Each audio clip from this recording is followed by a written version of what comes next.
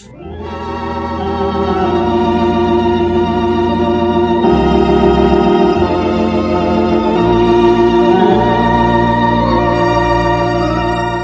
Ele nos tirou da potestade das trevas e nos transportou para o reino do Filho do seu amor, em quem temos a redenção pelo seu sangue, a saber, a remissão dos pecados, o qual é imagem do Deus invisível, o primogênito de toda a criação, porque nele foram criadas todas as coisas que há nos céus e na terra, visíveis e invisíveis, sejam tronos, sejam dominações, sejam principados, sejam potestades. Vamos ler junto o que segue? Tudo foi criado por ele e para ele. Quando Jesus veio a este mundo, poucos o recepcionaram, muitos o rejeitaram, outros o perseguiram e outros o mataram. Mas a Bíblia diz a respeito dele: todas as coisas foram feitas por ele, e sem ele nada do que foi feito se fez. Nele estava a vida, e a vida era a luz dos homens. João capítulo 1, versos 3 e 4. Dentro do plano eterno de Deus, a pessoa de nosso Senhor Jesus Cristo ocupa o lugar mais elevado e mais importante do universo. É assim que Deus quer que todos o reconheçam como Cristo exaltado, como Cristo soberano, como Cristo preeminente. Basta darmos uma breve olhada nesta epístola de Colossenses para percebermos a autoridade universal de Cristo. Depois de saudar a igreja e expressar gratidão pela fé, amor e esperança dos crentes de Colossos, Paulo enfatiza o verdadeiro caráter e a glória de nosso Senhor Jesus Cristo. Primeiramente, Paulo menciona no capítulo 1, verso 15, dizendo que Jesus é a imagem do Deus invisível. Jesus disse: quem vê a mim vê o Pai, porque o Pai está em mim. Na sequência, Paulo usa a palavra dizendo que ele é o primogênito de toda a criação. Isso não é pouca coisa, você vai perceber que é algo extraordinariamente elevado. Como primogênito de toda a criação, ele tem a supremacia sobre tudo que foi criado, porque tudo foi criado por ele e para ele. A criação depende de Cristo. Tudo que fazemos, pertence a ele, inclusive a nossa própria vida. Tudo foi criado por ele e para ele. Segundo, Paulo diz no verso 18: e ele é a cabeça do corpo da igreja, e o princípio e o primogênito dentre os mortos, para que em tudo tenha preeminência. Primogênito dentre os mortos, isso tem sentido. Essa expressão significa que Jesus Cristo é o primeiro da ressurreição para a vida permanente, e ele se tornou, por ser o primeiro dessa ressurreição absoluta, ele se tornou o modelo número 1 da nova criação. Paulo disse: assim como ele é, nós o veremos e seremos semelhantes a ele. Ao crer em Jesus, você garante a sua ressurreição. Não é uma ressurreição provisória, é uma ressurreição permanente, absoluta. Tudo o que mais aflige o homem é exatamente essa ideia de morte. Mas em Jesus a morte vira fumaça, vai embora.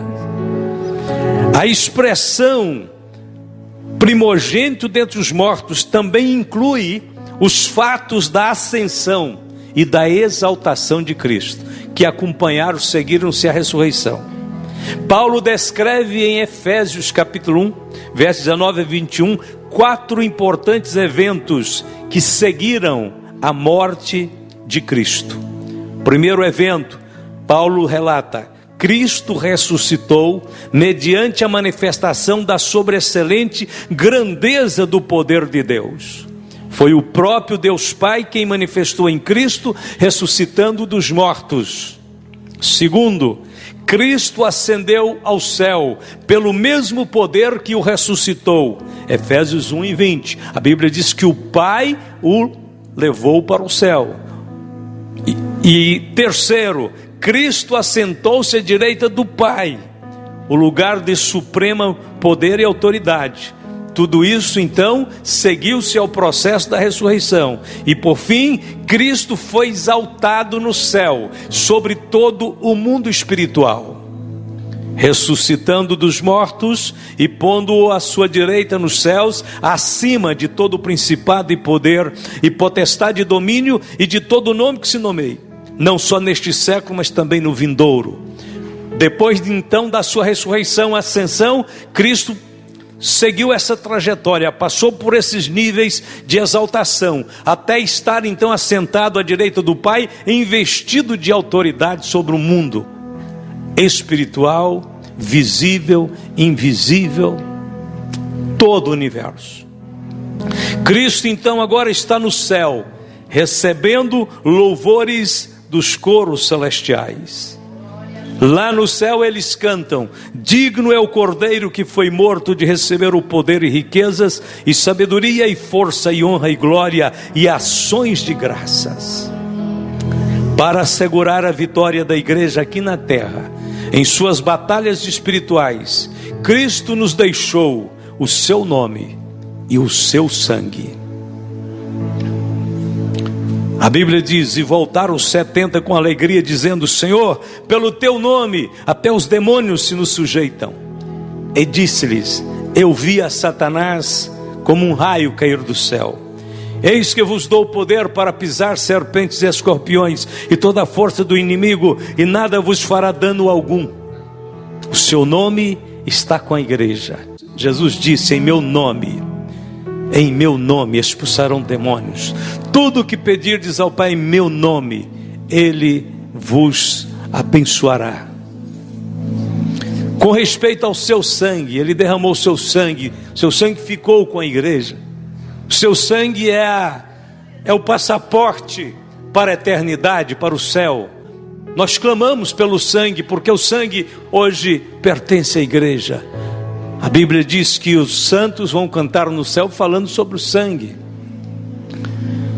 A Bíblia diz: mas se andarmos na luz como Ele na luz está, temos comunhão uns com os outros, e o sangue de Jesus Cristo, seu Filho, nos purifica de todo pecado. 1 João 1,7.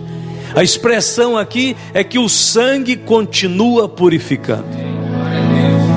A aliança eterna que Cristo fez por nós na cruz é válida para o passado, para o presente e para o futuro. Se permanecermos nele, todos os méritos, toda a justiça que há em Cristo, toda a retidão que há em Cristo, será conferida a nós. O Pai vai contemplar o manto da justiça que Cristo nos dá, vai nos contemplar os vestidos da salvação que Ele nos dá, e vai nos ver justificados e santificados. Não saia de trás da cruz, nunca afaste do lugar da bênção, nunca perca de vista a visão mais gloriosa que você pode ter, que é a visão do Cristo exaltado, soberano, que te ama, que te guia, que te guarda, que te conduz, que te fortalece, que está com você e disse que nunca vai te deixar. Terceiro, Paulo fala em Colossenses que Jesus Cristo é o centro do universo, porque foi do agrado do Pai que toda a plenitude nele habitasse, e que, havendo por ele feito a paz pelo sangue da sua cruz, por meio dele reconciliasse consigo mesmo todas as coisas, tanto as que estão na terra na terra como as que estão nos céus. Colossenses 1, 19 e 20. O estágio mais elevado da exaltação de Cristo ainda está no futuro. Por enquanto, milhares de seres humanos ainda resistem dobrar-se diante do Filho de Deus. O mundo espiritual da maldade, governado por Satanás, continua fortalecido pelo pecado da humanidade. Mas esse estado de rebelião está prestes a ser aniquilado. Todas as coisas lhe sujeitastes debaixo dos pés. Ora, visto que ele sujeitou todas as coisas, nada deixou que ele não esteja sujeito. Mas agora ainda não vemos que todas as coisas lhe estejam sujeitas. Hebreus 2:8. Não precisamos ter uma grande espiritualidade para entender que o mundo, em sua maioria, resiste o governo de Cristo, resiste o reino de Cristo. Haverá uma consumação em que tudo se sujeitará a Cristo no final dos tempos. Isso acontecerá no final do milênio, no final do governo de Cristo por 1000 anos neste mundo. As pessoas resistem ao governo de Cristo e resistirão até no milênio, mas a Bíblia diz: porque convém que ele reine, até que haja posto a todos os inimigos debaixo de seus pés. Ora, o último inimigo que há de ser aniquilado é a morte. Jesus é triunfante, glorioso. Ele vai reinar até que toda desobediência, toda insurreição contra ele, todo ato rebelde contra ele, seja sujeito a Deus. Jesus vai reinar até que não haja nenhum foco de rebelião. E o último inimigo que vai ser aniquilado, a Bíblia diz que será a morte. E como nós aguardamos, e como nós esperamos ansiosamente esse dia em que a morte cessará a sua trajetória de terror, de dor, de lágrimas. A morte tem reinado no mundo e ela vai ter o seu fim. Quem vai pôr fim nela é alguém que é maior do que ela: Jesus Cristo, Senhor, Rei da Glória, Príncipe da Paz, Deus forte, Conselheiro. Nós esperamos esse dia triunfante. Como nós adoraremos o Senhor quando Ele levantar para dar o veredito: a morte está vencida, agora só vida, vida, vida, vida. No final, Cristo sujeitará o Pai, supremo, glorioso, elevado acima do universo, mas Ele é um modelo. A Bíblia diz que no final ele se sujeitará ao Pai. Não é porque ele é menor, não. Ele é igual ao Pai. O Pai, o Filho e o Espírito Santo é o Deus Trino. As três pessoas da divindade são coexistentes, têm igualdade em tudo. Por isso ele é considerado um só Deus. Tal é a igualdade que podemos ver a unidade nessa igualdade. Mesmo assim, o Filho, lá na frente, vencedor até da morte, de tudo que é rebelião, vai se sujeitar ao Pai, porque Ele é o modelo, Ele é o exemplo para nós. Ele vai ficar do nosso lado e dizer: vou ensinar vocês agora a adorar a Deus, o Pai. Mas Ele é Deus também, sim, mas Ele fez-se homem um dia. Ele andou conosco, comeu conosco. Ele morreu por nós na cruz. E agora lá no céu, na glória, Ele vai dizer: eu sou um com o Pai, eu assento à direita dele, mas vou descer de lá e ficar junto com vocês, para ensinar vocês como adora a este Deus bondoso e maravilhoso. Ele se sujeitará ao Pai para ser o exemplo perfeito da nova criação. Mas, mesmo assim, o Pai lhe dará a supremacia sobre o universo. O Filho sujeitando ao Pai e o Pai dizendo: Ele é o maior no universo. A Bíblia diz: descobrindo-nos o mistério da sua vontade, segundo o seu beneplácito que propusera em si mesmo, de tornar a congregar em Cristo todas as coisas, na dispensação da plenitude dos tempos, tanto as que estão nos céus, como as que estão na terra. Aos Efésios capítulo 1, verso 9 e 10. E para terminar, Jesus Cristo é apresentado na Epístola aos Colossenses como sendo suficiente na obra da redenção, suficiente para nos salvar.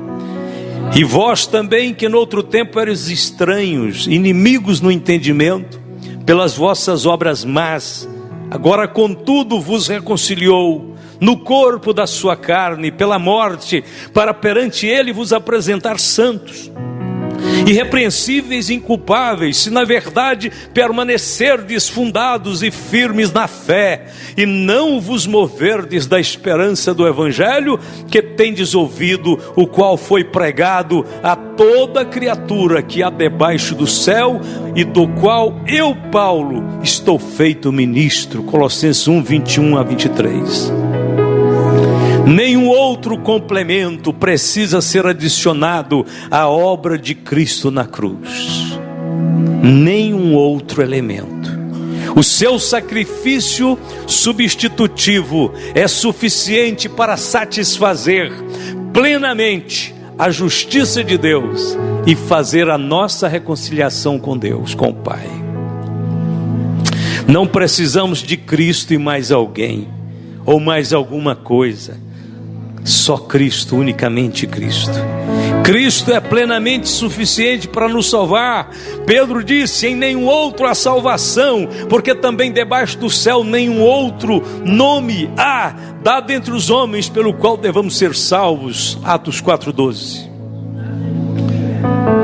Em virtude de sua obediência, de sua humildade, Jesus Cristo foi exaltado pelo Pai.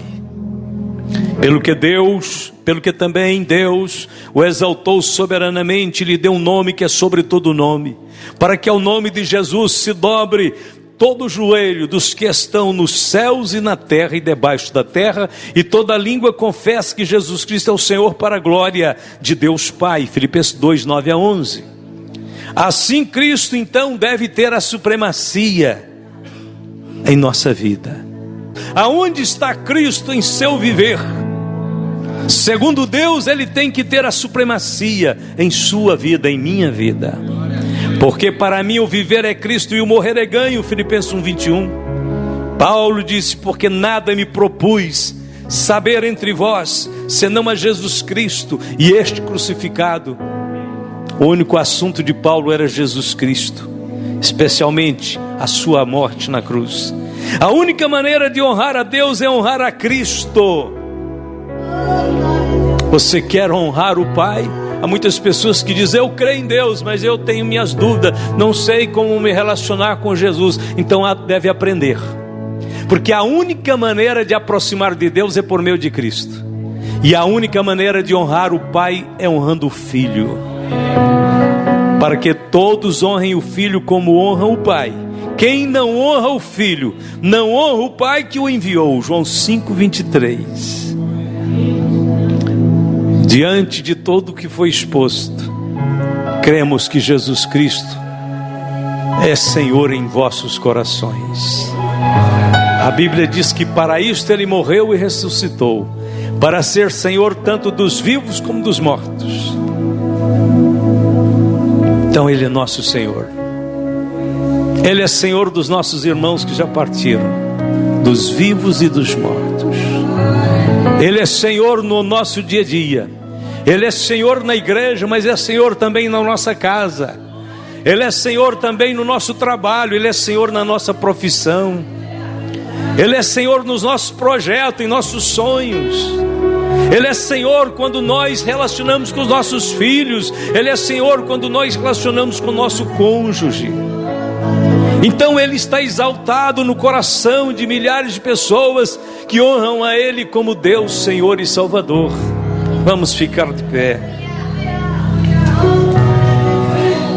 Quando Cristo é Senhor em um lugar, quando Cristo é Senhor em um coração, essa vida nunca mais poderá ser a mesma. Ele vai destinar essa vida ao trono também. Jesus disse: assim como eu venci e assentei com meu Pai no seu trono, vocês que vencerem este mundo, as coisas deste mundo, sentarão comigo no meu trono. Jesus disse: eu vos farei reis e sacerdotes, vocês reinarão comigo. Lá no passado, Daniel teve a visão do Filho do Homem vindo nas nuvens do céu, e a Bíblia diz que milhares de seus santos enchiam os céus e reinavam com ele. É um bom negócio ser servo de Jesus. Você está garantindo um reino. Ser servo de Jesus, você está garantindo a sua vitória sobre a morte, sobre o pecado, sobre o diabo, sobre o mundo.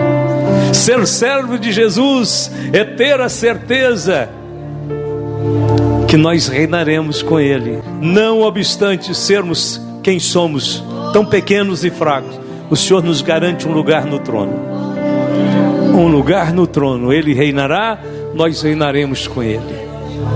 Você está alegre por ter um Cristo exaltado como Senhor da sua vida? Você quer levantar sua mão e agradecê-lo nesta hora?